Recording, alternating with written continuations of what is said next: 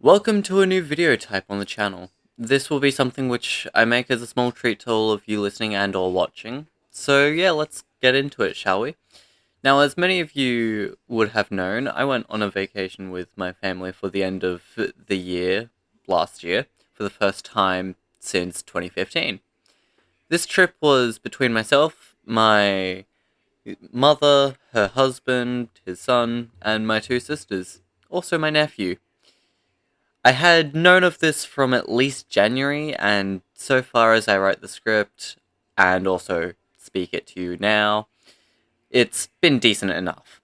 We went from our home early on the morning of Saturday, 16th November, and got to the airport with roughly an hour to spare, and got through our baggage check.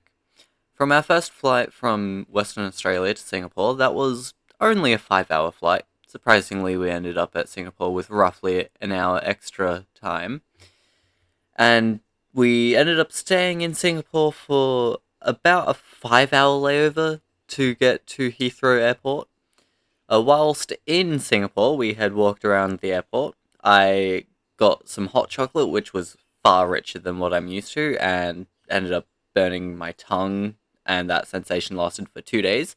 Would not recommend. Uh, and also, if you ever wondered what burnt tongue mixed with airplane food tastes like, it's not good. Once again, do not recommend.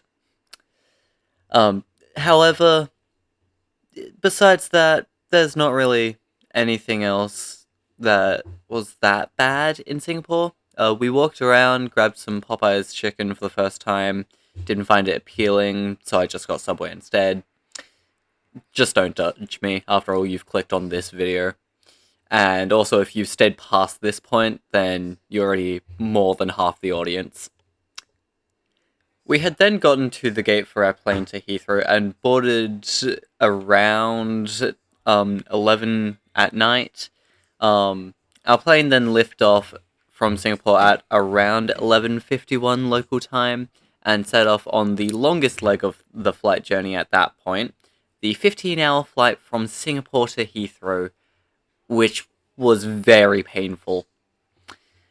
We managed to land at roughly 6:31 local time in London that next morning on the 17th of November, and we had officially entered the Great Atlantic sorry, I don't know why I wrote that. As I said, we were entering England and got to our accommodation and waited outside for roughly an hour and a half in the Great British Cold, trademarked. And like any normal tourists we were, the first thing we got after landing in a foreign land and putting our bags away was Macca's. I kid you not, McDonald's. The first food we had after landing in London. Such a way to enter the British Isles. In our stay in London, though, we went to quite a few locations. Those being the Paradox Museum, Platform 9 and 3/4, Great British Fish and Chips, which I have to say is a great place to start worrying about random IRL friends. You know who you are being called out right now. And we went on the London Eye, walked around Wembley Park, caught a boat around the River Thames, and lastly visited Buckingham Palace.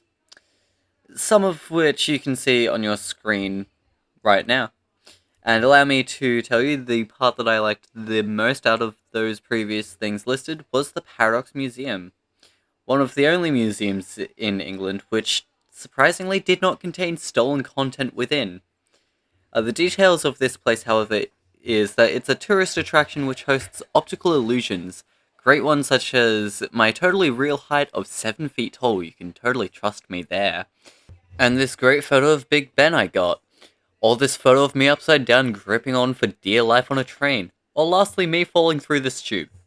Those were just some of the optical illusions we got to see in there, and it made it feel just that bit more exciting.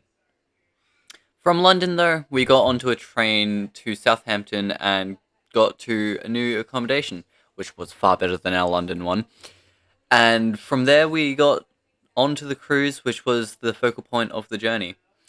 On the cruise, I shared a room with my mother's husband's son, and it was a balcony room.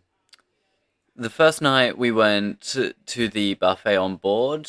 There was decent food, that night. Second day, we had arrived at Schorberg, and I unfortunately uh, slept in that night and missed the booked excursion for that day.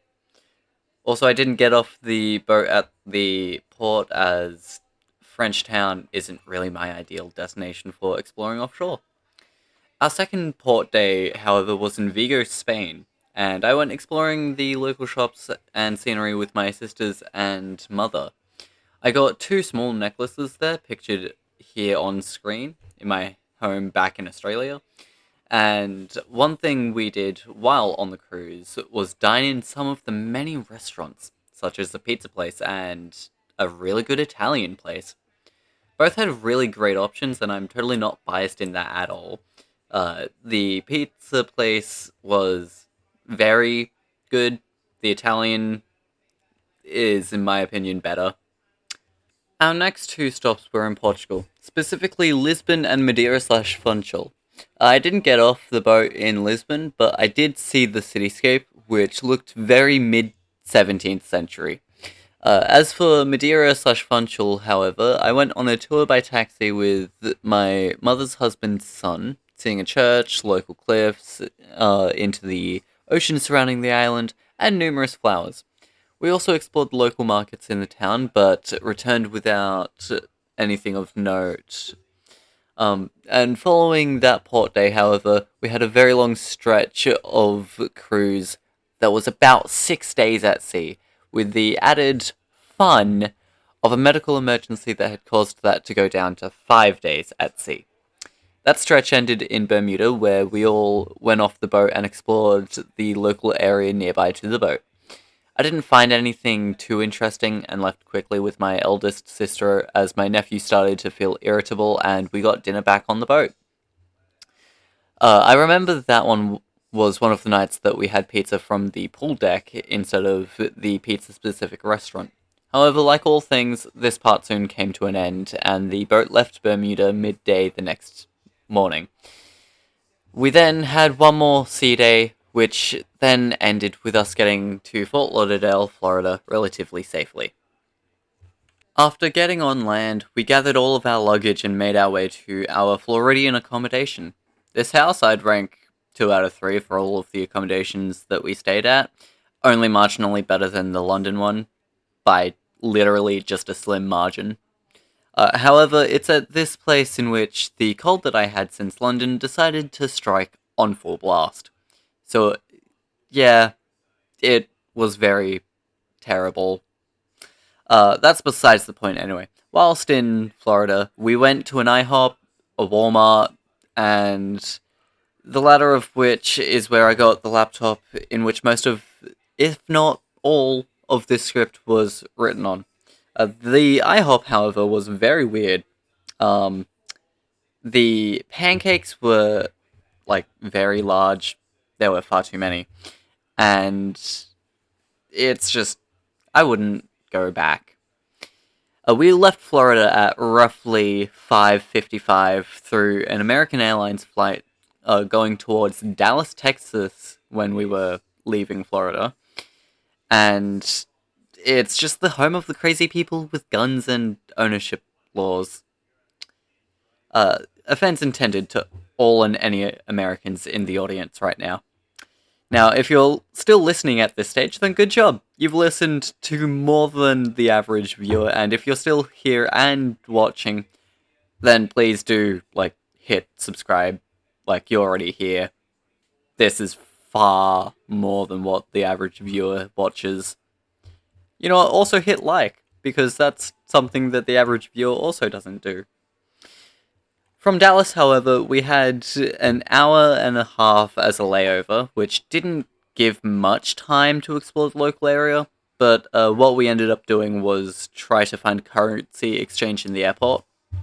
However, the only one we found was already closed by the time we got it.